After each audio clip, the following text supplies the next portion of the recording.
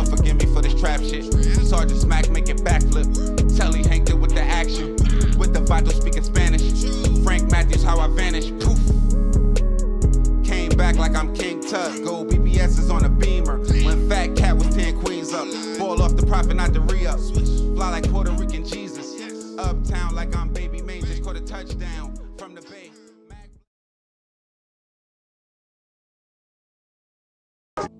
If you believe the police, the underworld, once dominated by heavies like Sammy the Bull Gravano, Big Paul Castellano, and Fat Tony Salerno, has a new big shot, Skinny Joey Merlino. We're giving out turkeys. On September 7, 2016, Skinny Joey Merlino, the reputed leader of the Philadelphia Mafia, was officially banned from all Pennsylvania casinos due to his criminal past. However, this was nothing new for Skinny Joey, who would face similar treatment more than 3 decades earlier. On August 9th, 1984, at just 22 years old, and only 6 years after New Jersey would legalize gambling, in 1978, Skinny Joey will become the youngest person banned from casinos statewide. Organized crime isn't what it used to be. You have something to say, Tony? Thank you. Joey Merlino, according to investigators, is the head of a broken family, divorced from its own grand past when godfathers ruled vast criminal empires. Born into a notorious Philadelphia crime family, Skinny Joey would grow up in the shadows of organized crime. His father, Salvatore Chucky Merlino, was an underboss for one of the most vicious mafia bosses ever, Nicky Scarfo, who operated in a world where power came with violence. And it seems like almost since the beginning, Skinny Joey was knee-deep in a dangerous lifestyle. And by the early 1990s, he was already making waves in Philadelphia's underworld. I think Joey is the next generation of the American mob, if you will. George Anastasia follows the mob almost as closely as the police do. He watched as the old criminal empires were crippled by gunmen and lawmen. And they've been able to bring down one family after the other, one boss after the other. So maybe in a sense, you're better off being kind of a guerrilla mob boss. You know, bounce around a small group of guys. And at least in his neighborhood, everybody knows Joey's name. Oh, Joey Merlino. Yeah. You know Joey Merlino? Oh. You could say Merlino is a big fish in a small pond, but it's more like a fishbowl. Every move he makes is watched closely by police. Prosecutors have been attacking the mob using powerful new laws that mandate stiff sentences and huge fines. The experts say anyone who wants to be a boss today is either exceptionally strong or exceptionally stupid. Nowadays, if you take over the control of what remains of a crime family, you might as well just put a sign around your neck that says, "Indict me very soon, please." Slammed the door on me. Merlino doesn't say much about the mob, but his lawyer, Joe Santaguida, says all the talk about Merlino is just talk. They've been saying the same things for 3-4 years, and for 3-4 years, he hasn't been arrested, thank God. Maybe he's got a good lawyer. Well, a good lawyer gets you out of it once you're arrested. The police say Merlino will be arrested sooner rather than later, but they've been saying that for years. Meanwhile, Skinny Joey is living high on the hog, while the cops bide their time looking for their next trophy in a game they say has become a lot easier to play. Philadelphia police believe Skinny Joey is as heavy as a crime boss can be these days. This is where they hang. For years, Joey Merlino has been the object of Detective Sergeant Walt Coughlin's attention. There's a couple of his boys there. Coughlin's been watching the mob for 26 years. He remembers when Joey Merlino was born. Joey Merlino, true or false? Extortion, Yes, loan sharking, yes. narcotics, I would say he has people dabbling in it, yes. And he's down the corner over there. It's not hard to keep track of Merlino. He even allowed us to follow him. Not to talk, but to watch. While the others in this South Philly storefront smoked cigars and played cards, Merlino talked softly on his cell phone. He has no visible means of support, no clearly visible means of support, but he drives a flashy car, dresses in flashy clothes,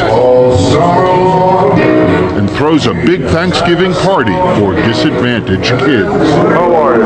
First, we're going to eat like a Thanksgiving dinner, turkey, everything, and then after that, Santa Claus, and open the gifts. Thank you, Joe. My pleasure. Happy holidays. You're my idol. Joey Merlino makes friends with everybody. Yeah. Everybody. Except the people that want to kill him. Between the years of 1987 and 1989, Little Nicky Scarfo would be convicted 3 times for conspiracy, racketeering, and first-degree murder. He would end up being sentenced to consecutive prison terms of 14 years, 55 years, and life, although the life sentence was later overturned.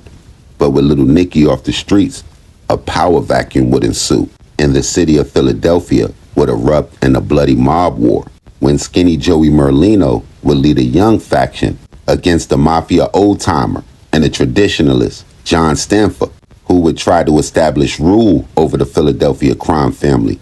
Their feud culminated in a drive-by shooting that would leave Joey wounded and his childhood friend, Mikey Changlini, dead.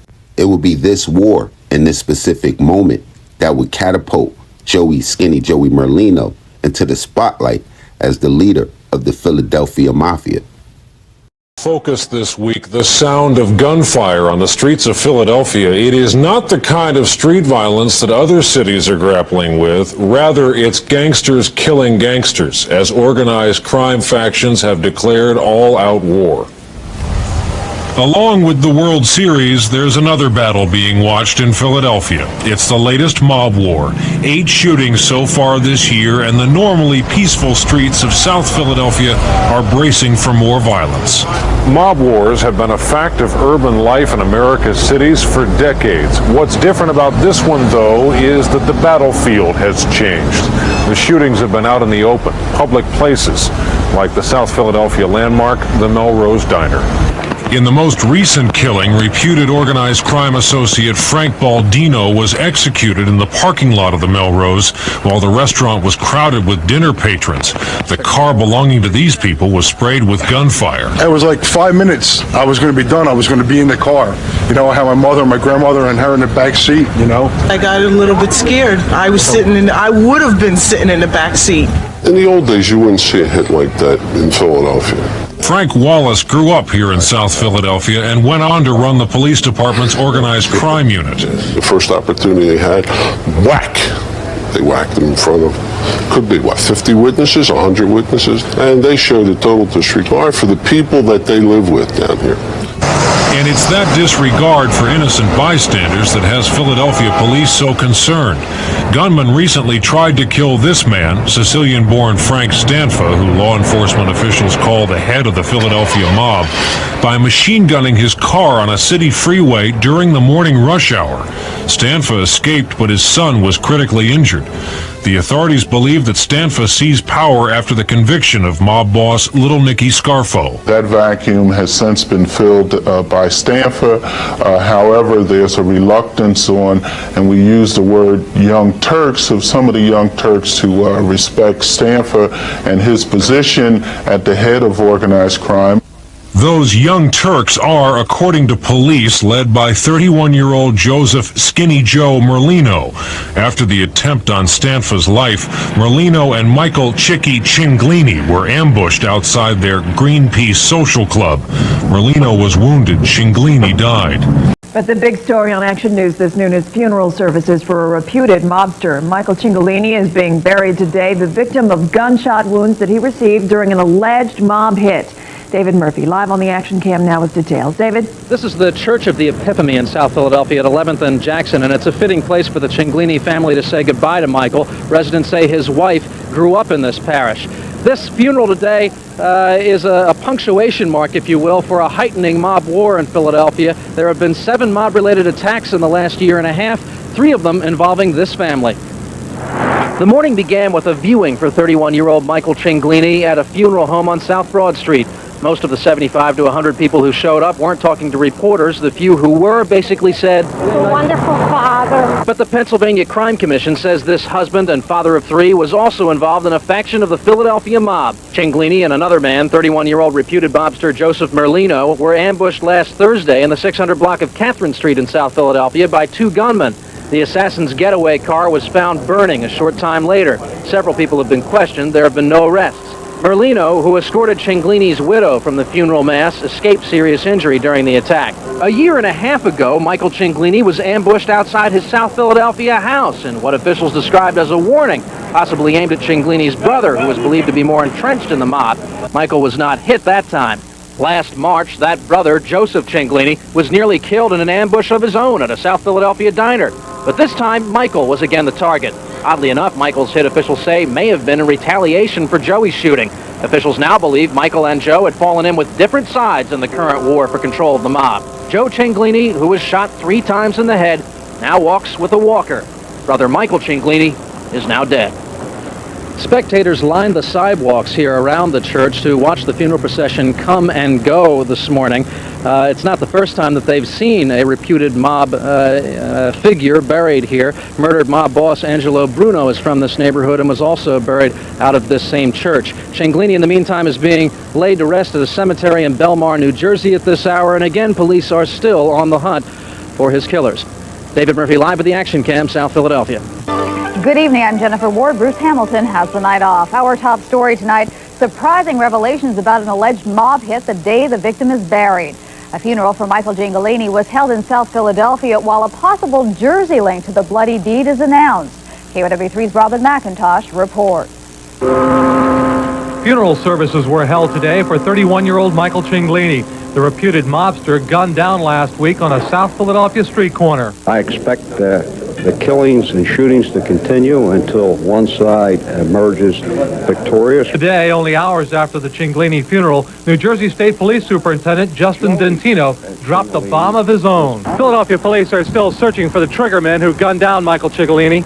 In the meantime, here in South Jersey, state police say they may have intercepted a second hit team before they could reach their intended targets. According to Dentino, who spoke to a Rotary Club meeting in Camden this afternoon, only hours before the Cinglini hit, a state police trooper pulled over a car on Route 295 for a traffic stop. Inside, he found 2 sets of rubber gloves and ski masks, a shotgun, and 2 9mm handguns. While they were not loaded, there was clips with Teflon-coated hollow point bullets that can pierce a bulletproof vest. Arrested were the driver, 25-year-old Herbert Keller of Ben Salem, Bucks County, and his passenger, 27-year-old Sergio Battaglia. According to police, Battaglia is the former vice president of Battaglia Ford in Hamilton, New Jersey. There's no doubt in my mind that these 2 individuals were part of the hit team that was sent out that day to either participate in the shooting of Merlino and Cinglini or other dissidents within that group. Police say Battaglia and Keller were released from jail yesterday after being charged with weapons violations. They've not been charged in connection with the Cinglini hit, but police say they've been looking into the Battaglia connection since the shooting. The suspected getaway car, this white Ford, was set on fire by the fleeing Cinglini gunmen. It was reported stolen. Police traced its ownership to Battaglia Ford. As for the man Dentino thinks is behind it all, reputed mob boss John Stanfa, I can tell you that John Stanfa will be arrested at some point by the FBI, the Philadelphia Police, the New Jersey State Police, a combination thereof, if not for these shootings, for some other crimes, providing that his own membership doesn't get to him before we do. The stakes in this war, not just the revenues from gambling, loan sharking, and drugs in Philadelphia, but a piece of the action in Atlantic City, New Jersey, an hour and a half south. With all that at stake, officials expect even more killings. They'll follow their own set of rules, and their own set of rules is that they're involved in criminality 24 hours a day, 7 days a week. They view you and I as squares because we work for a living. They're parasites on society. 2 grand juries have convened looking into the Philadelphia, Southern New Jersey mob, and indictments are expected. But history in Philadelphia has a way of repeating itself. Based on past history, what will happen is they'll continue to whack each other back and forth until the government finally comes down with their indictments. There'll be a whole slew of indictments. They'll all get arrested. They'll pack them off to jail. And then 2-3 years from now, they'll start all over again. Philadelphia police say until they get the kingpins thereafter, all they can do is make life miserable for the mobsters. That includes pulling them over to spot check their cars and cracking down on things like sports betting. Everything was quiet until the Philadelphia godfather, Nicodemo Little Nicky Scarfo, was sent off to prison for 69 years. Ever since, there's been a blood feud between Scarfo's alleged successor, John Stanfa, and some so-called young Turks led by Joseph Skinny Joey Merlino, who was wounded in one of the shootings. Today, the government said enough. These indictments make clear that we can and will protect society from dangerous, sophisticated criminal organizations. A federal grand jury's indicted Stanfa and 23 others, and early today, FBI agents arrested most of them. They're charged with racketeering, conspiracy, and murder. The government's basing its case on evidence from mobsters turned stool pigeon. Mobsters certainly aren't what they used to be. The fact that people within the mob feel free to break their oath of silence, the fact that the bonds that tie them together are no longer honor and kinship and respect, but are power and greed, all of that is spelling the demise of the mob. Authorities say the recent bloodshed is evidence of just how weak and divided the Philadelphia mob is just now. Odd as it may seem, the time to worry about mobsters is when they're not shooting at each other. Richard Frelkeld, CBS News, New York. After Stanford was arrested on RICO charges in March of 1994 and convicted in 95, then sentenced to life in 1996. By that time, most of his supporters were indicted with him, in jail, or either dead. And after being released from a short stint in November of 1994, Skinny Joey and his young faction had won the war. And in the post-Scarfo-Stanford era, a mafia old-timer, Ralph Natale, whom Joey Merlino had met back in 1990 at the Federal Correctional Institution in McKeon, while serving a 3-year sentence for planning a heist, would be named the new boss of the Philadelphia crime family. Meanwhile, Skinny Joey would allegedly assume the position of underboss. But according to almost anybody you can ask that covered this situation, they would state that Merlino was the real power in the family, allowing Natale to be boss and name only, specifically to divert law enforcement attention away from himself. However, despite his efforts to play the cat and mouse game, Merlino would gain notoriety as a flamboyant celebrity gangster in the exact mold of the notorious Gambino crime family boss, John Gotti, just 90 miles away in New York City. And because of this, along with his perceived ruthlessness, he would earn the nickname, the John Gotti of Passyunk Avenue.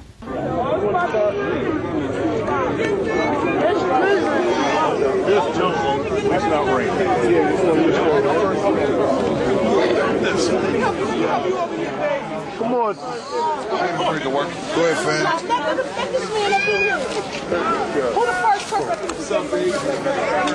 Yo, let my man get the camera. Yeah, get the camera.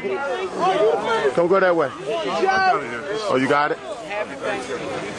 Okay, you see the mag. Oh, wait a minute, this large house right here. Them know who's up here.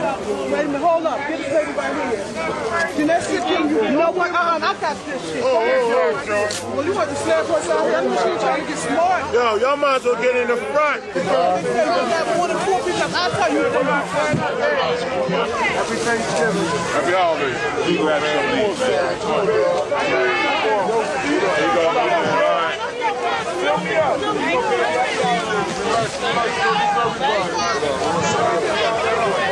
Shut him down.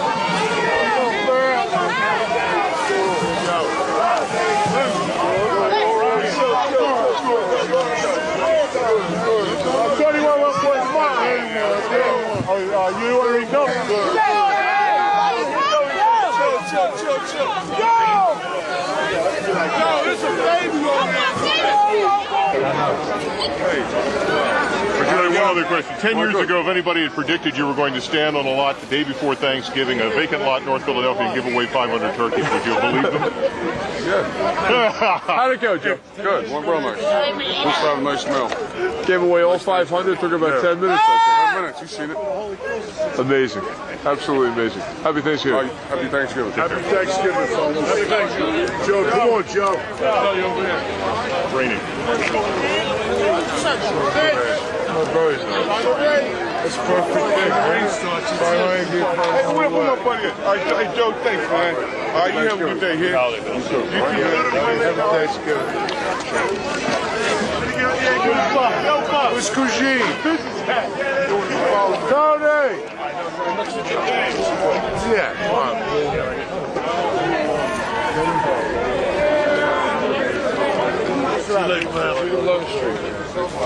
Tommy Hill, that's my man. All right, Joey. Have a good holiday. You too. Over here. Over here.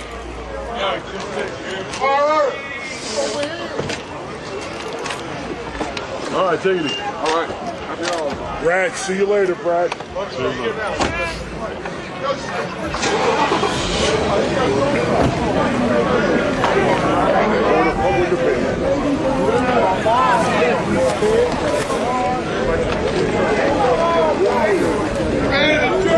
There's federal jury full somebody county. Well, what you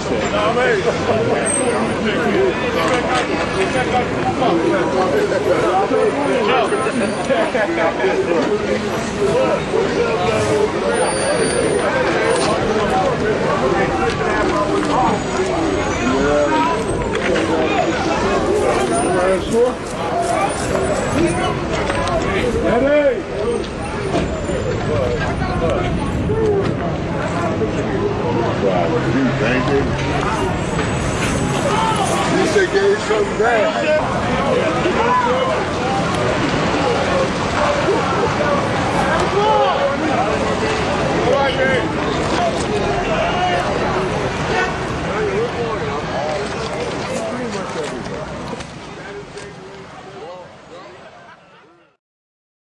No matter how much Skinny Joey tried to lay low or clean up his image, as the press would say, his day would come on June 28, 1999, when he was indicted and denied bail on one count of conspiracy to distribute 5 or more kilograms of cocaine.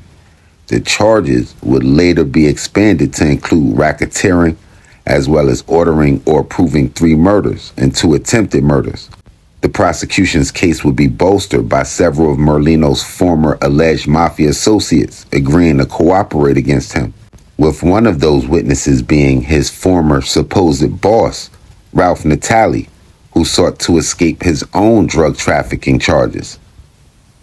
The defense in the case of Joey Merlino and 6 co-defendants has tried to put the government on trial during closing arguments. The attorneys have attacked the prosecutor's key witnesses and the government's motives for even trying the case. Steve Patrizio, who represents alleged underboss Stephen Mazzone, said the government has lost its moral compass. The government was on a mission here to get Joseph Merlino. For years and years and years, it became an obsession. It is like perpetual motion. Attorney F. Emmett Fitzpatrick said his client, John Cianglini, is only on trial because his father and other family members were mobsters. He's a hard-working individual from South Philadelphia that happens to have a name that's been associated with the mob for years, and that's why he's sitting in that courtroom. He didn't commit any crimes. All of the defense attorneys have hammered away at the testimony of Ralph Natale. Bruce Cutler, attorney for George Borghese, told the jury this case is about La Cosa Natale, not La Cosa Nostra. Addressing government attorney Barry Gross, Cutler said the mob is no more. It's dead and gone, Barry. You won. It's been dead and gone for years. Everybody's locked up. Everybody else is dead, and everybody else is a government witness. George Borghese's wife, Dina, says she hopes the jury hears Cutler's words. I just pray to the Lord that the jury will really believe what it is that they're hearing from our side, because it is only our side that the truth is coming from. The defense has verbally pummeled the government in this case, its witnesses and its tactics. But in the end, the government will have the final say when Assistant U.S. Attorney Barry Gross gives a rebuttal argument. In Center City, I'm Kathy Gandolfo, Channel 6 Action News. On July 20th, 2001, the jury in Joey Merlino's RICO trial would return a verdict, and in John Gotti-esque fashion, Merlino would be acquitted of all 3 murder charges and the 2 attempted murders, but he would be found guilty of racketeering, extortion, bookmaking, and receiving stolen property. 6 months later, on January 3rd, 2001, Judge Herbert J. Hutton would sentence Skinny Joey Merlino to 14 years in prison, which he would serve at the infamous Federal Correctional Institution in Terre Haute, Indiana, home of some of the most notorious criminals, including the Oklahoma City bomber Timothy McVeigh, the Unabomber Ted Kaczynski, and all type of them Al-Qaeda type niggas. And upon his release from prison, I'm sure sensing the heat that might be on him anywhere in the city of Philadelphia, and probably just knowing the mob ain't what it used to be, Skinny Joey would leave Philadelphia and relocate to Boca Raton, Florida, where he would start one of the best up-and-coming podcasts that you could find here on YouTube, The Skinny with Joey Merlino and Little Snuff. A good channel to check out for some of his old mob stories, and especially if y'all into sports betting. And almost directly as a result of that podcast, Skinny Joey would allegedly be put on a show or excommunicated from the Philadelphia mob family and actively replaced by current alleged boss George Borgesi. And in what seems like a true Skinny Joey Merlino move, his alleged expulsion from La Cosa Nostra and the Philadelphia mob would mark the first time that a mafia boss on the East Coast has been banished without breaking the oath of Omerta. So from beginning to end, Joey Merlino pretty much did shit his way. Now, y'all make sure y'all hit the red bell and subscribe button right under this video so y'all know when this real trail spill shit is dropping. Y'all make sure y'all get in the comment box below. Y'all let me know what cities we need to go to, what stories we need to tell, what we missed, what we got wrong, all of that. Y'all tapping with me directly on Instagram, Twitter, POP_A_LOT. And until the next play, y'all know how we rocking. Shades Popalot. Salute the almighty mob.